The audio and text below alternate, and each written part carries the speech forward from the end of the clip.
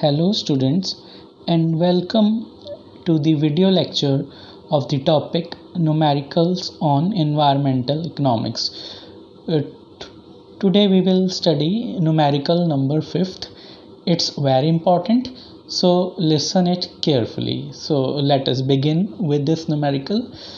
Let us read the question first.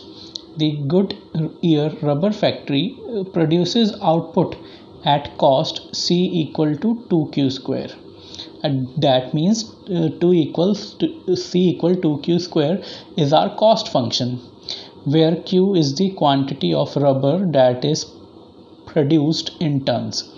In addition, 4 units of emission are produced for each ton of rubber.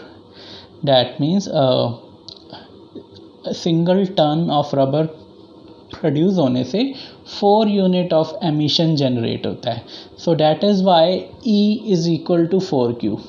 And after that they are saying that marginal damage from pollution is ₹2 for each unit of emission. Okay, the firm's output is sold in a highly competitive market at a fixed price of ₹20 per ton. Okay, ये market price है 20 per ton. Okay, and based on this they are asking some questions from us, so let us answer them. He will go through these questions one by one. So let us read first part. In the absence of the regulation, how much rubber would be produced by a factory and what is the firm's profit? तो हम पहले first part की तरफ ही ध्यान देते हैं. हम इन्हें एक एक करके सीखेंगे. तो फर्स्ट पार्ट में हमसे ये पूछ रहे हैं, अगर गवर्नमेंट की कोई रेगुलेशन ना हो, डैट मीन्स फर्म जितना चाहे उतना पॉल्यूशन अगर कर सकती है, सो इन डैट केस फर्म को कितना रबर प्रोड्यूस करना चाहिए और फर्म का प्रॉफिट क्या होगा. तो जब गवर्नमेंट की रेगुलेशन ना हो तो फर्म उतना ही आउटपुट प्रोड्यूस करती है जहाँ पे फर्म का प्रॉफिट मैक्सिमम हो. तो यहाँ पे इस हिसाब से हमें पहले फर्म का प्रॉफिट फंक्शन फाइंड कर लेना चाहिए. फिर हमें मैक्सिमा मिनिमा का कॉन्सेप्ट यूज़ करके ऑन द प्रॉफिट फंक्शन हमें ऑब्टेन करना होगा कि वो प्रॉफिट फंक्शन कौन से पॉइंट पे मैक्सिमम है. तो ये फर्स्ट पार्ट इस तरह से होगा. तो आओ हम इसे एक बार देखते हैं. I am turning the page. तो ये हमारा फर्स्ट पार्ट है, आप देख सकते हैं. मैंने यहाँ पे कॉस्ट फंक्शन उतार दिया है 2q square. C equal to 2q square is our cost function and emission function is also mentioned here, that is q equal to 4q. and marginal damage is also mentioned as well, that is ₹2 per emission. And at last market price of the rubber is mentioned, price is ₹20 per ton. और हमने firm का जो profit function है उसे पाई मान लिया है. तो प्रॉफिट इक्वल होता है, that is pi will be equal to revenue minus cost, क्योंकि फर्म का प्रॉफिट इसी ढंग से ही आता है. अगर उसके लिए हमें रेवेन्यू में से कॉस्ट को माइनस करना पड़ता है. तो कॉस्ट तो 2q स्क्वायर मेंशन थी, इसलिए हमने यहाँ पे 2q स्क्वायर लिख दिया. And we know that revenue is equal to price into quantity. तो that is why we have used p into q here.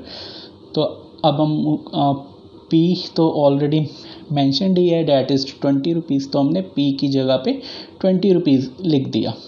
तो फाइनली हमारे पास प्रॉफिट फंक्शन आ चुका है, that is pi is equal to 20q minus 2q square. अब आप इस profit function पे मैक्सिमा मिनिमा का कॉन्सेप्ट यूज़ कर लीजिए और उसकी हेल्प से आपको वो पॉइंट मिल जाएगा कि जहाँ पे फर्म का प्रॉफिट मैक्सिमम है. तो उसके लिए हमें डेरिवेटिव टेस्ट का यूज़ करना पड़ता है. तो इसके लिए इस फंक्शन को डिफरेंशिएट कर दीजिए. On differentiating it we got d pi upon dq equal to 20 minus 4q. Actually ये 20Q माइनस 2Q स्क्वायर की डिफ्रेंसिएशन है। और उसके बाद D pi upon D Q को इक्वल टू 0 पुट कर दीजिए और उसी की हेल्प से आपके पास वैल्यू ऑफ Q आ जाएगी। तो इसको 0 पुट करने पर हमारे पास आया था 20 minus 4Q equal to 0। On further simplifying this we got Q equal to 5। तो Q 5 आ चुका है। इसका मतलब है कि फैक्ट्री को 5 टन्स ऑफ रबर का प्रोडक्शन करना चाहिए। And additionally in first part they were asking about the firms profit, firm को कितना प्रॉफिट हो रहा था, तो हमने वो भी यहाँ पे कैलकुलेट कर रखा है। फर्म का प्रॉफिट इक्वल था 20Q minus 2Q square that is given by the profit function 20Q minus 2Q square. इसे यहाँ हमने लिख दिया और इसके अंदर Q को हम 5 पुट कर देंगे, तो उससे हमें पता चल जाएगा कि फर्म का मैक्सिमम प्रॉफिट क्या होगा। So on putting Q equal to 5 in this we got ₹50। ये 50 रुपये हमारा नहीं, मतलब उस फर्म का प्रॉफिट है। तो ये था हमारा फर्स्ट पार्ट। अब हम इसका सेकंड पार्ट स्टार्ट करके देखेंगे। सेकंड पार्ट में क्या है,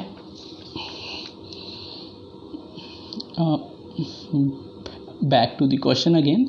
if government decide to impose a Pigovian tax on pollution, अगर गवर्नमेंट पॉल्यूशन करने पे टैक्स चार्ज कर रही है, what would be the amount of such tax per unit of emission. तो पर यूनिट टैक्स क्या होना चाहिए।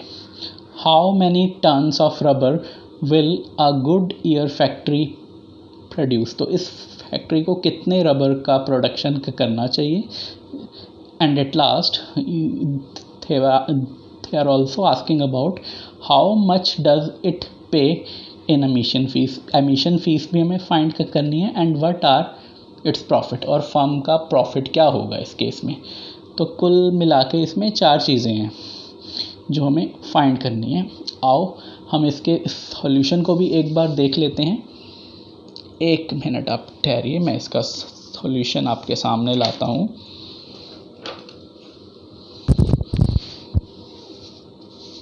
एक मिनट बस हो गया। ये स्टूडेंट्स ये देखिए आप लोग, ये इसका सेकंड पार्ट है।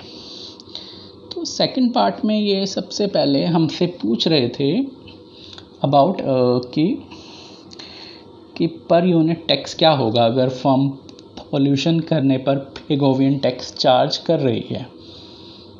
तो मैं आपको एक फैक्ट बता दूं, generally Pigovian tax per unit of emission is charged equal to marginal damage per unit। जो पिगोवियन टैक्स पर यूनिट होता है वो जितना मार्जिनल डैमेज हुआ है पर यूनिट उतना ही पिगोवियन टैक्स चार्ज होता है। तो that is why in this case t that means tax per unit is equal to the marginal damage.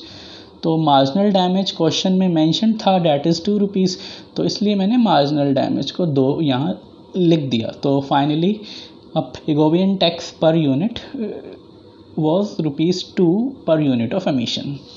तो पर यूनिट पिगोवियन टैक्स ₹2 है। अच्छा, and further they are also asking about कि इन्हें कितना रबर का प्रोडक्शन होना चाहिए इस सिचुएशन में। तो पिगोवियन टैक्स के केस में एक कंडीशन होती है कि when government imposes Pigovian taxes the factory will produce that much tons of rubber at which this condition is satisfied, and that condition is P equal to D by dQ of C plus T। T means Pigovian taxes per unit. तो P था market price rubber का, that was to ₹20। C तो उतना ही हुआ था 2Q square cost function है तो हमें 2q² की डिफ्रेंसिएशन करनी होगी और टैक्स 2 रुपये था, इसे उतार दिया। तो 2q² की डिफ्रेंसिएशन 4q हो गई। तो फाइनली हमारे पास आया 20 = 4q + 2। On further simplifying this, we got value of q as 4.5 tons. That means इस सिचुएशन में रबर फैक्ट्री को 4.5 टन्स ऑफ रबर्स का प्रोडक्शन करना चाहिए। इसके बाद ये हमसे एमिशन फीस के बारे में पूछ रहे थे।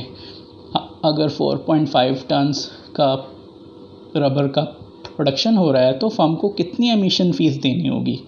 तो उसके लिए हमें सबसे पहले अमाउंट ऑफ एमिशन कैलकुलेट करना होगा कि फर्म ने कितना पॉल्यूशन एमिट करा है।